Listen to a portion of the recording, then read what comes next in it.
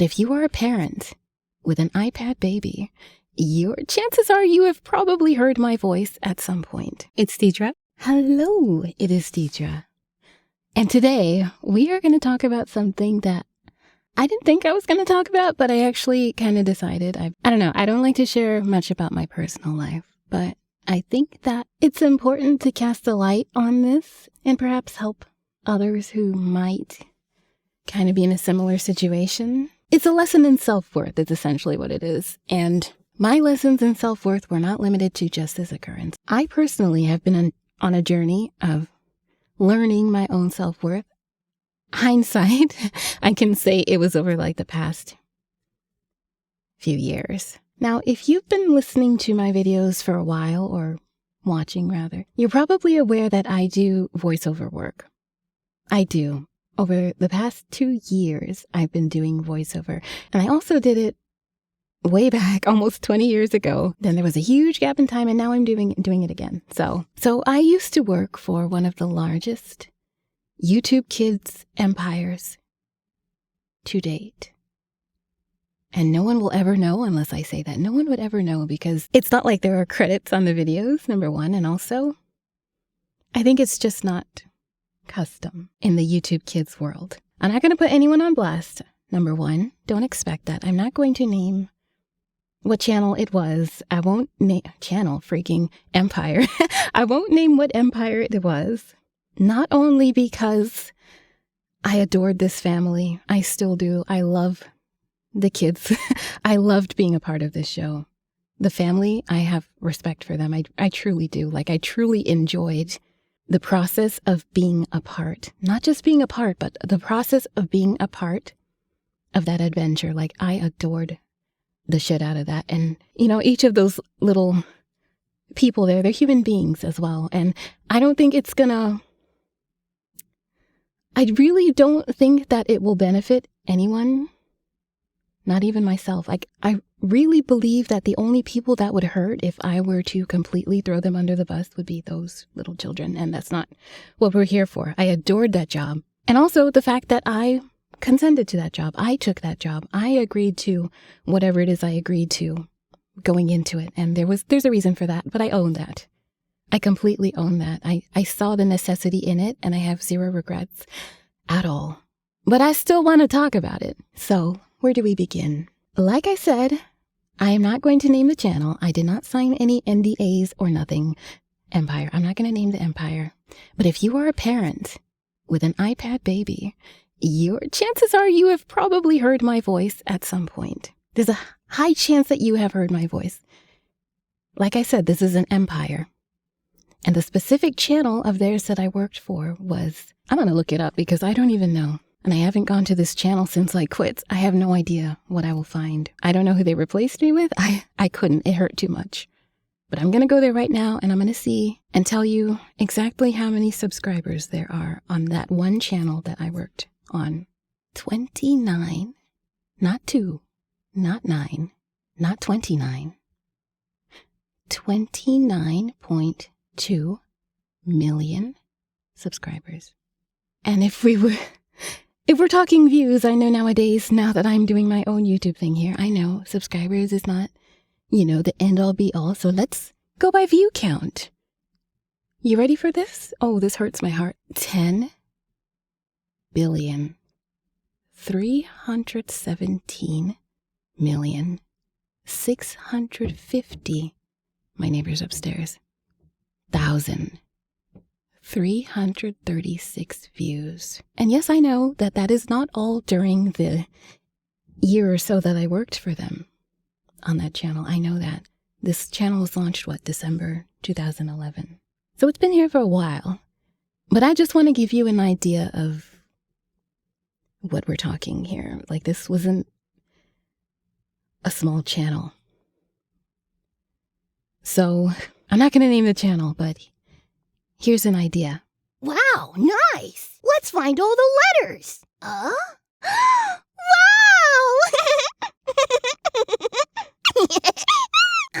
Idea. Let's go. Like I said, if you have a child that carries an iPad around, it probably has popped up on your algorithm. So to start this story, and like I said, I love the shit out of this family. So it's not about that at all. It's more about my lesson in self-worth, my journey navigating this situation, and how I came to where I am right now, despite. So this story begins at a time about 2.5 years ago where I found myself suddenly, very suddenly, unpreparedly on my own. I will not go into detail because that is my personal business. But long story short, I ended up in a situation where I am suddenly on my own, 2 mouths other than mine to feed, and I need to figure out what I'm going to do. For the first time in my life, I was going to do it alone. It is the first time that I have ever lived alone. Not necessarily alone, because I have my little ones here, but I have to do it myself. So when I ended up in this situation where I am suddenly on my own, no job, no money, no income, it was very clear that it was time for me to start to build something. And thankfully, I was in a situation that I would be able to, try and build something. So when I ended up here, when I moved here, it was not with the intention or understanding, or voiceover was not even on my radar. Like I said, I did it almost 20 years ago. And that was a dream that I kind of, figured was not going to happen just because of where my life was and where my life went for a while. So it was not even on my radar to pick up a microphone when I entered this stage of my life, living on my own in this apartment here. I actually thought that I was going to build my art career. I'm also a visual artist. A lot of you probably don't know that, but I have been an exhibiting artist for about 20 years. I thought my art was going to be it. My art is my entire soul. I've poured my soul into that thing to try and build like my art career up. And I really thought at this stage in my life, I was like, okay, I'm going to give it all I've got. I don't have a job outside. I have this, there are people who would like to buy my art.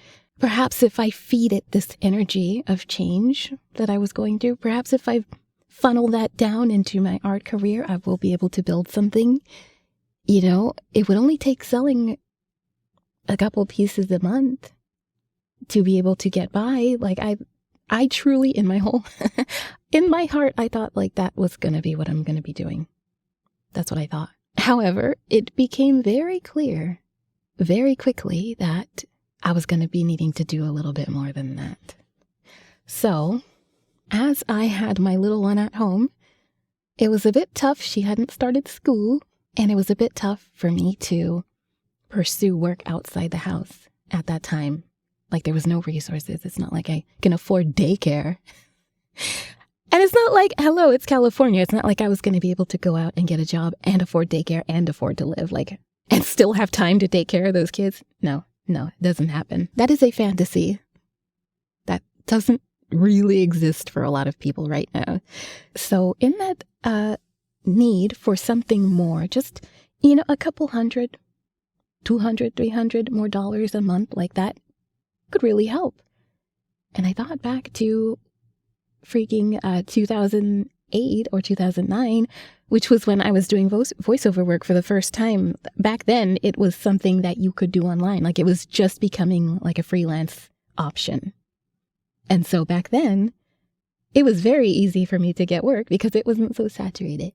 And there wasn't a lot of women who had the equipment and the understanding. And it was very male dominated. I remember back then it was just really easy for me to succeed. I can snag that couple $100 easily. So I thought to myself, you know what? Maybe if I invest in a simple USB microphone, just get decent enough quality that I can perhaps bring in. I was way out of practice. I would say at least 10 years. It's not something that I was actively doing. I had projects here and there that I was committed to, such as my love, White Tiger Legend, where I play the main character. And here and there over the past few years, I would record, pick up lines as the story was evolving. But I don't count that as me actively working in the industry. So I decided to do that. I decided I was gonna get my situation together, get a mic, put my booth together. This is actually booth 2.0. Booth 1.0 was absolute shit. It's gone now. I mean, it's the same booth, but it's way better. And I started looking for voiceover work. I started looking, and of course, it being post 2020, and I think society as a whole has become so much more creative. There was a lot of other people doing the exact same thing. There still are. And it was kind of tricky to pull it in, especially being out of practice. For me at that time, it was more about getting the experience, getting my voice back on track, getting more comfortable. I was still fighting anxiety. Like I had to start all over. Even back when I was doing voiceover in 2007, ooh, that was hard. I struggled so much with anxiety, and it was part of the reason why I didn't pursue it very much after that. And so that's what it was. I took the jobs that no one wanted that was paying absolute shit. I had decent quality. I was still learning how to read a script again, learning to find my own voice. What about my voice was my selling point? I was still trying to discover that. So I took a lot of shit jobs with a lot of shit pay. And one day I saw a job on Upwork, and it says dubbing for kids' YouTube channel or whatever. Now, something about that show was actually my youngest daughter's favorite show before I even moved here. That was her favorite show. She would ask for it by name at her age, and I didn't even know what it was at the time before I moved here. But yes, when I found out what channel that was for, I was like, there's no way. There's no way that this is a coincidence, because my child adores this show. What are the odds that I would so happen to be available to take this job working for this show that my child is in love with? So to me, that was like God saying, you're doing the right thing. You're exactly where you need to be. That's how I took it.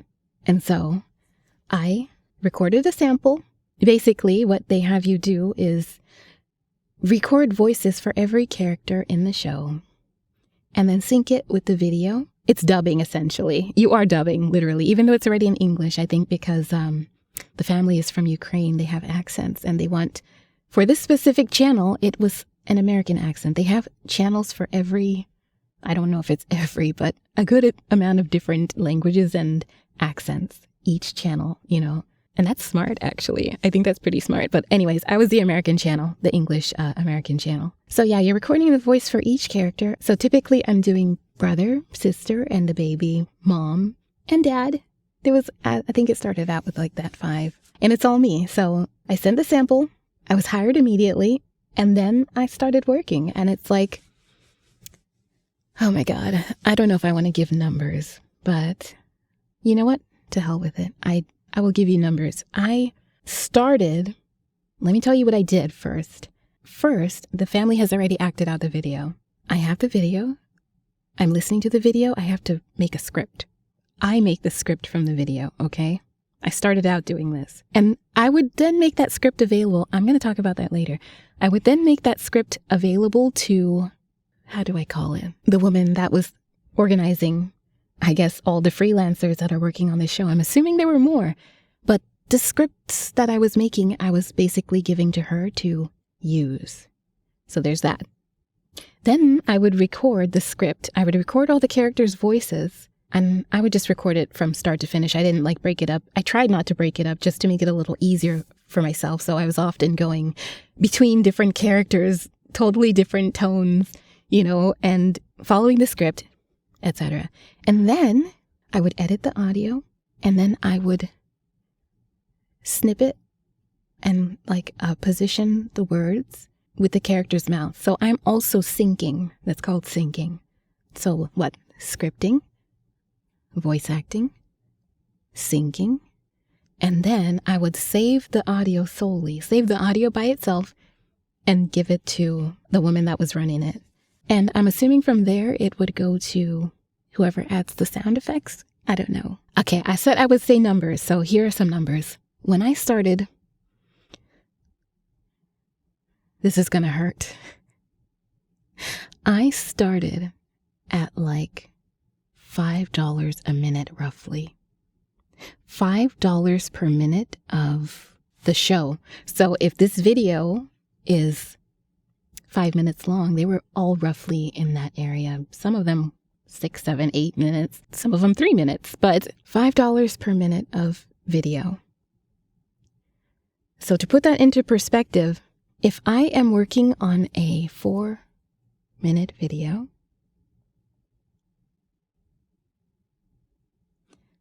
all of that work that I have done was only worth $20 in my wallet. That's how painful it is. I am so embarrassed to say this, but I also have to remember, like, I took that, I accepted that. I had actually asked for a higher pay rate. I think I had asked for like 15 per minute or freaking, I don't know. I think it was higher than that, but that's how much they offered. And I took it because I just wanted to be able to support my children. I couldn't leave the house to work. And it's just like, hey, if I'm at home, sure, I have to work way more hours, but at least I'll be able to bring in something. That's where we were at that time. I just needed income and I wanted to be home for my baby here. Sorry. So, like I said, that included scripting. So an entire video, about 4 to 5 minutes, I can say that was at least 4 hours total of work, at least. A lot of times it was more than that because I was also being a mommy and I needed to be there. I needed to also be there while working. So sometimes it would stretch out a little bit. Now, eventually, I started to feel like, you know what? I started seriously like rethinking the whole scripting thing.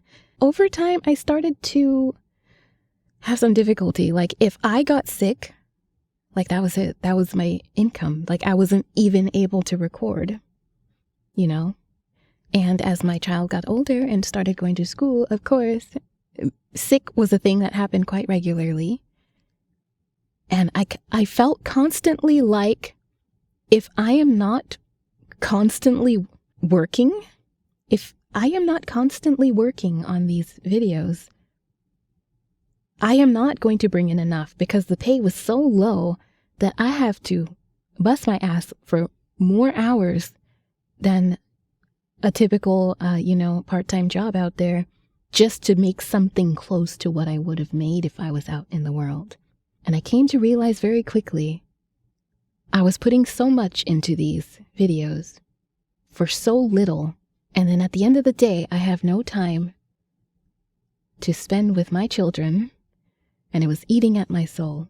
I'm working so much and I can't be with them. But the icing on the cake, the icing on the realization cake was that not only could I not be with my children, I also could barely afford a trip to the grocery store on what I was making.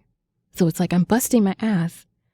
This job is taking me from my children. I don't even want to call it a job because it was more like hindsight. It's more like milking. I was milked. I was milked like a titty. I worked and worked and worked. Couldn't spend time with my babies and had nothing to show for it, essentially. So anyway, I went to the lady in charge and I told her, you know what, this isn't working. The pay is way too low. Like I can't even be with my children. Like this is not okay. And when I went there, it was kind of with the intention of throwing in the towel, but she offered me a raise. And so I told her, ideally I would like to be making at least $15 a minute. $15 per minute of video. I think that's what I said. And she got back to me and said, I talked to my boss. Now, I don't know who the boss is. I got some idea, perhaps, of who it was. But the answer was, okay, let's make it $8. That's what she offered me. And I said, you know what? I love this job. Like, I was having so much fun. Aside from the script writing, I hated the scripts. I loved recording all the voices and just like having fun. I've always loved kid shows. I've always wanted to make kids shows, and just was like, this is right up my alley. Like, I'm having the time of my life creating this, being a part of this. And so we compromised a little bit. She removed the script writing requirement and upped the pay to $8 per minute. So I no longer had to go through and script for the first hour. That was gone. I'm assuming that job went to someone else because I started getting scripts given to me from elsewhere. God only knows. I don't know. Like, I don't even want to talk about it. That's not an easy job. Like, it's not an easy job, especially with using YouTube. YouTube would try to give you a script of the video you're watching, but because it's kids and, because of accents and such, it wasn't accurate at all. It was hardly accurate. So it was very difficult to speed through that. It was taking me at least an hour per script, generously. So no more scripts. We don't do scripts anymore, thank God. And so I continued working for another few months. Like, I am making $8 a minute now. So with that 4-minute video, I'm making $32 instead of $20. I know that's not much, and I know that's not a super large improvement, but also I wasn't scripting. So I was like, okay, I still need to bust my ass more than I would have if I was out in a part-time job in the world, but I can still be home and I can still work hours. I will still have to work a lot of hours, but at least it's a little more. At least it's a little less stressful without scripts, and I can be home with my babies. So we did that. It was pretty chill. But then more and more I started to realize, like, I didn't know much about YouTube back then. I wasn't too familiar with what money was like. And, in the voiceover world, like, especially if you're doing dubbing stuff, often if it's from other countries, you can't always expect to be paid a massive amount because a lot of times it's small companies that are dubbing these shows, and the money doesn't translate very well between countries. So sometimes the pay isn't that great. And I think that's what I told myself to justify this low pay here, the low pay that I was being offered. Like, I didn't want to be, spoiled American. You want to make $1 million while we're, no. I actually thought that might have been the case. But over time, like, I came to realize, like, this is a family. When I look online, I'm assuming they had properties in other locations. They know what an American dollar is. Like, I don't know how to say that. It became clear to me that there's no way that the money just not translating was the case because, one, it's YouTube. The money's being made through YouTube, and it's going to be the same on both sides. So they know what the money looks like. Like, it's not like, oh, the cost of living in California is higher. No, YouTube is YouTube. YouTube is based in America. They're making money off YouTube. Therefore, they are being paid the same as what someone would be paid in America. If that makes sense. Now, I don't want to talk too much about that because that's their business. That's not my business at all. But just to give you an idea of the things that I was thinking that led me to where I am today, the decisions that I made that put me where I am right now. It became clear over time that I was being a little too generous with my gift. Like, I know for a fact that I had something valuable to offer that channel in particular. Like, I would play the shit out of those characters. I have a voice that can do a variety. I can do boys, I can do girls, I do the baby giggles. That's unique. I think it's unique. And more I start to realize it's like, you're not going to find another person who knows their worth and their talent who will agree to that pay rate. Would anyone agree to that? Like, I don't even know if they replaced me, but I just started to realize, you have something really special here, and this is not what it's worth. I was still having fun. I still wanted to be a part of it. It's still like this glowing thing on my resume. Like, it's a big deal to me. I loved it. I even went through a phase where I was telling myself, you know what? The pay sucks, but I am so happy doing this. I will do it longer. That's how it was. So we're going to skip to last year. So sometime last year, I started making videos. These are the super, super, super old videos about like spirituality on my channel. I did that for a while and then I stopped. Was it last year? I don't think it was last year. I think it might have been the year before that, actually. It was a while. My channel was a lot older than it seems because I wasn't posting for a while before I came back and started doing Reddit content. So late last year, I came to a point where I was like, okay, I am busting my ass for this channel that has millions of subscribers. I have nothing to show for it. I can barely go to the store and get, the things that we need without help. All this time, all these hours that I'm pouring into these YouTube videos, it's being invested into someone else's future, if you get me. And that isn't to say that those people shouldn't have that. Like, they worked really hard as well. But what I'm saying is, putting in all those hours, for me, it's just my hours. They have an entire empire. So this little channel I'm working on is just like a blip in their empire. It's just a little blip in their empire. But for me, this is all the hours of my day and my life working on this show. And all these hours are going into this machine that, in turn, can go on to fund a lifestyle for someone else. I don't know, pay college. I don't even know how much that channel was making. But the fact of the matter is, that channel relied on my voice for roughly a year. I don't know exactly how long it was. I was the voice of that channel for a year. If you erase my part in that channel, like, there would be nothing. It would just be a video with no audio. Not to say someone else couldn't do the job, but what I am saying is I was doing the job. I was carrying that channel with my voice. Millions of subscribers, millions of little kids tuning in every single day, hearing this voice, and it's mine. And I have nothing to show for it. And I started to think, you know what? It's foolish. It's foolish of me to invest like this, to allow someone else. And I don't want to say, I don't know how I can say this.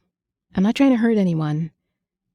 But as a parent to parent, I'm watching these parents provide for their kids, and I am busting my ass to make sure that they can do so. That's how I started to see it. All these vacations and like college tuition, their kids are set. But I am putting my hours that should be going to my children into this machine that feeds their children. And it's not, like I said, it's not that their children shouldn't have it. But I just became aware, like, you know what? What if I put those hours, all the hours that I'm busting my ass for this other machine that doesn't benefit me in the slightest, what if I put it into my own? There's a chance that it wouldn't do anything, but then there's a chance that it would do something. You get me? It's not like I went into starting my own channels with an expectation. I said, you know what? I'm going to try. All I can do is try. All I can do is invest those hours into something. If it doesn't work out, okay, but at least those hours would have been put towards something that could build for my children, that could carry us through, that could provide stability, like even the bare minimum. Like I started to get more and more okay with taking that gamble. And so I started doing my little Reddit videos here, and I was still working the other job for the family. I was still doing the dubbing job that I've been talking about this entire video. And it started to hurt that whenever I would get a moment to record, I knew I had to do that job. I knew I had to do their work instead of what I was trying to build.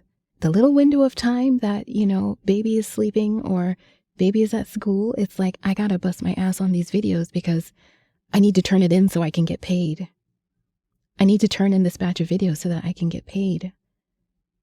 But I'm still doing exactly what I started to feel weird about, which was feeding the machine that has nothing to do with me, with the time that I could be putting into my own stuff. And also, I forgot to mention this, the amount of hours that it would take to work on these videos at times was often cutting into my ability to audition for other work. Other higher paying work, which is not good. Like I said, when baby started going to school, that was my window to record. That was my window to do anything really. So it was between recording, working on my own stuff. Was I drawing at the time? I think I was yes, I was still drawing at the time, trying to make that work, and door dashing. I would DoorDash as well. I would try to do little things to try. But anyway, I had deadlines, and often I wasn't. Towards the end, I stopped making those deadlines because I started to prioritize work that I can actually walk away with something. And unfortunately, with voiceover, the nature of it is your work is auditioning. That is your day to day. You're going to spend lots of time auditioning during the days, and then maybe land a job here and there. And that's where your money comes from. But your job is actually auditioning. And in order to do that, I would have to not be doing this job. So I admit, because of that fact, and also like how I was starting to feel towards the job, maybe a tinge of resentment. I don't know. Like I said, maybe resentment is not the right word. But it's just like, I can't keep doing this, basically. The mentality was like, I can't keep doing this all the time. You can't expect me to be able to meet these deadlines when you're paying me absolute shit, and you're not paying for a person to meet those deadlines. So yeah, last year, around Christmas time, I took some time, like I was getting sick quite a bit, and I just said, you know what? I love this job. I love being a part of this. Like, this has become my baby, one of my babies. And I spoke to God many times. And I realized, you know what? If I stay, it's my choice. If I stay working for that company, it's my choice. But also, if I walk away from it, it is my choice. Basically, like, I can't blame anyone for either option that I've chosen. But there's a catch. There's another aspect to this, which is self-worth. I had already been on a journey of pursuing and learning my own self-worth. And I had to ask myself, is this where the journey stops? Like, I do love this job, and it's clear I'm not going to get any more money out of these people. Do I love myself enough to walk away from a job that I love? Solely because of my self-worth, my sense of self-worth. You get me? And so, over time, it took me a while, but I started to make peace with that. It's like, I come this far. I have come this far. I am in this apartment. I built this booth. I am here. It's me. This is not where my journey of self-worth ends. I will continue my journey. I had a choice, like I said. Between me and God, I had a choice.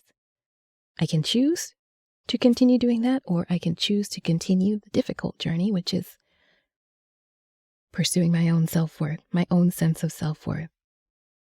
And I decided, as much as it broke my heart, to let them know that I wasn't going to be continuing.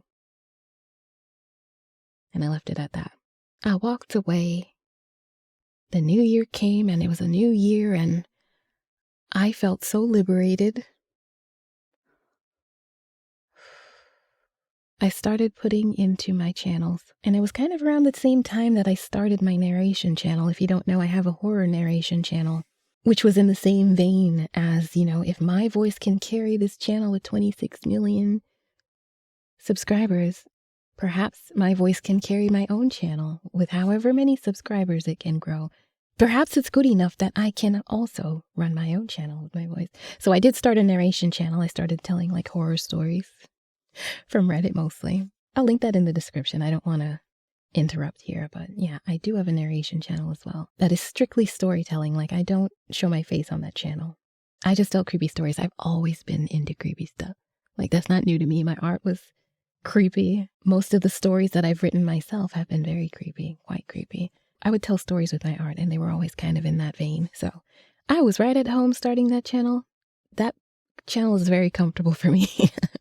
I'm taking a break from it now for personal reasons. But yeah, she's coming back. Don't worry. So yeah, I started to pour into this channel. Now, alongside my working on this channel, I was free to audition for voiceover stuff. Like, I didn't have to worry about those deadlines. They were not always, looming in the back of my mind, keeping me from pursuing other things. I was able to spot an audition at 7 a.m. and have an audition sent out by 9 a.m. when baby's at school. Like, I was able to do all that. I started doing that. I started door dashing, and I still had time to record a YouTube video. I had time. Basically, I could go out and chase $1 and come home and record like a 10-minute video about something I'm passionate about, which is relationships. I love studying relationships. I love observing relationships. I'm a very quiet person. I've been a quiet person my whole life. I spent a lot of time observing people. So that's where my fascination comes from for like relationships and how people, psychology to some extent. Like, I do enjoy all of that. So I love this channel as well. This is also home for me. Creepy stuff and psychology. So yeah, I would come and record videos. Now, if you watch those videos, you will see I was in the mindset of, you know what, as long as I do it, I'm doing it. A lot of the videos you watch, I'll have I'll be pretty monotone. Like I wouldn't say so much now, but previously by nature, like I was just very monotone. So if you watch them, you'll see it's like, okay, as long as I sit down, turn the camera on and read, I'm creating something. And that was the mindset I was in at the time, because there were a lot of times I didn't want to get behind a camera. So it's just like, you know what? Do it tired. Do it anxious. Do it uncomfortable. Just do it. So that's what you see in those videos there. And the more I did that over time, I started to have a little bit more fun. I think 100 subscribers was kind of a turning point for me, because I realized, you know what? I do want to have fun. I don't want to come to this channel and be a complete zombie. Since I had started doing voiceover again, I'm playing all these characters. I have charisma. I have, performance ability. So why not bring that to the table? I started doing so on my narration channel, Salt. She has a personality. She started to develop a way of speaking, that becomes predictable for the listener. And I started to really like that. And I said, you know what? Just because you have a camera in front of your face doesn't mean that you can't bring energy. Bring that same energy. Build something that people can connect to, not just read my cell phone, and complete monotone, no expression. We can't do that. So yeah, this can go on forever, but I just wanted to share that because I kind of wonder how many freelancers out there are working for pennies like that. Not just with that YouTube empire, but one thing I noticed on not Fiverr, on Upwork, is there's a lot of people that have the same spiel. We need you to do 20-minute voiceovers, $5 per voiceover, and weekly, at least 2 to 3 scripts per week. And it's all people that are doing YouTube automation. They are being taught to pay peanuts for voiceover. Any aspect, like even thumbnails, anything they have to hire someone else to do, they are learning from other YouTubers. And I noticed this. I saw this after the fact. I saw a guy teaching YouTube automation and saying, oh, you only have to pay $5 per script and you have a script. He's teaching those people to shortchange people who are actually applying skill and using talent to provide a read. He's okay with that. And he has a pretty big following. I don't even remember his name anymore, but you have taught all those people that you don't have to respect a voiceover artist. You just need someone to read a script. Pay them $5 3 times a week if they're able to finish it. A 20-minute script. 3 20-minute scripts in a week, including editing audio for $5. That's wild. That's garbage. But so many of these channels, and there's tons of them. This is the custom. When you go to Upwork, you will see countless cash cow job advertisements looking for voiceovers to work for peanuts. That's the culture, and it's not okay. I took the job. I stand behind that choice. I took the job because I needed something. It is what worked at the time, and I don't regret that. But I would also like to use my situation and experience to shed a light on something that is not okay. It's not okay. If you are making a YouTube channel that has thousands, millions of subscribers, pay your talent accordingly. If you know you are relying on someone else's skill in order to be able to make that money, pay them accordingly. Just human to human. Why wouldn't you want to do that? If what they are doing is what is securing your dollars, why would you not take care of that person? That's why, hindsight, I feel like such a fool, because they didn't have to. I did the work. I was doing the work and they didn't have to. They didn't have to care. They didn't have to take care of me because I was so desperate for work that I wasn't going to go anywhere anyways. And we're not doing that anymore. So that's why I had to walk away from my job at one of the largest YouTube Kids empires to date. If you are a person using your skills to freelance and, pursuing your own, voiceover or something, and I know not everyone is as desperate as I was to make $1 at the time. just know, like, you're worth more than that. You don't have to work for that much, especially when it's such a big company. If you are doing the work and you are doing a damn good job at the work, you deserve to be paid for the work that you're doing. And like I said, like, I wasn't going to talk about this. I went for months.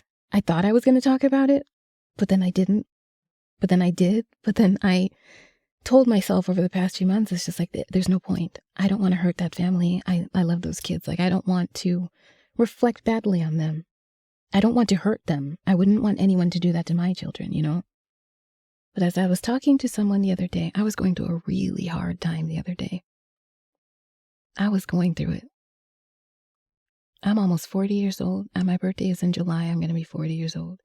I was going through it. I was in a place where I was feeling very hopeless. Like, I have skills, I have talent, I have drive, yet I've worked for this massive YouTube empire. My resume is fantastic. I've exhibited art all over the world. Yet I have nothing. I have nothing to show for that. Looking at art is free. You know, art didn't work out because people only want to buy art from artists that are in a magazine or who can make really cool TikToks now. Now it's freaking social media, TikToks and reels, and artists just like jumping through hoops performing. But the 500 hours you've put into artwork is just not enough anymore. It's not enough anymore unless it's superhuman, you know. As I was saying, where was I?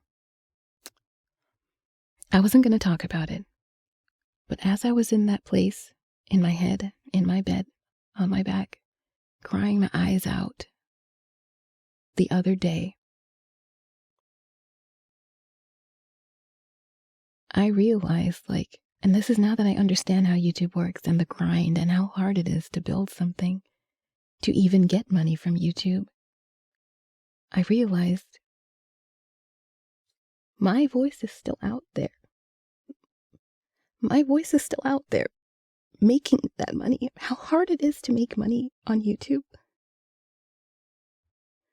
My voice is still out there raking in cash every month for the people I worked for.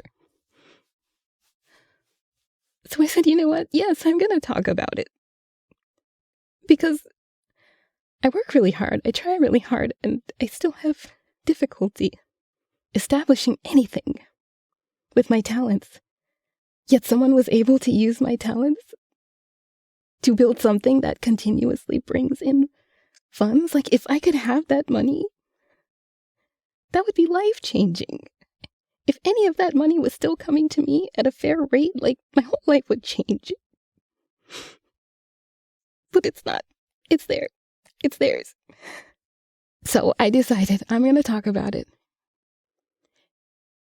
Oh, the least I could do is talk about it. The least that I can do is shine light on this, because it's not okay. It's not okay. Like, I'm not complaining. Like I said, I made the choice. And I still love that family to death. Like, but I also love my family. I love my kids. And if I can help another person to, like, not make that mistake, or perhaps even help someone to see, like, how inhumane it is to pay your talent so poorly just so you can build a YouTube monster and have your own income flowing in. Like, it's not okay. The other day I saw a post on Reddit where the guy is like, oh, I'm paying this guy, his voiceover artist. And I was just in shock. He's like, should I continue to pay him this much, or am I overpaying? And it's like, no, you're not overpaying at all. Like, if this is a good voice talent, he's saying, maybe I should find someone cheaper, but if I change my voice talent, will it change the value of my channel? Like, will it turn away people who have? Would it cause people to lose interest in my channel is basically what he's asking. And it's like, if his voice is that valuable to you, to secure your income through your channel, like, you're even scared to let him go. Why would you not take care of him? Why would you not pay him appropriately? Yeah, just seeing that was so eye-opening. It's just like, wow, someone out here is actually paying their talent appropriately? That's amazing. It made me really happy to see that. And I hope that that's the case across the board. I'm not too familiar with I won't say I'm not familiar with YouTube, but I'm not familiar with like what people are typically paying their talent out there, aside from the $5 per script people that I seen when I was looking for work. So if I can get one channel owner, creator, cash cow, I highly doubt it, but one of them cash cow channels to see, like, you can't not take care of the people that you hire that secure your fortune. Like, there's a human behind there. It's not just audio files. There's a human with skill and talent, and you can't expect to pay pennies. If I can stop one person from going down the route of trying to pay peanuts to their talent, like, none of this was in vain. And the only way that I can do so is by allowing myself to speak about it. So we are speaking about it. And that is all. Thank you for watching. Yeah.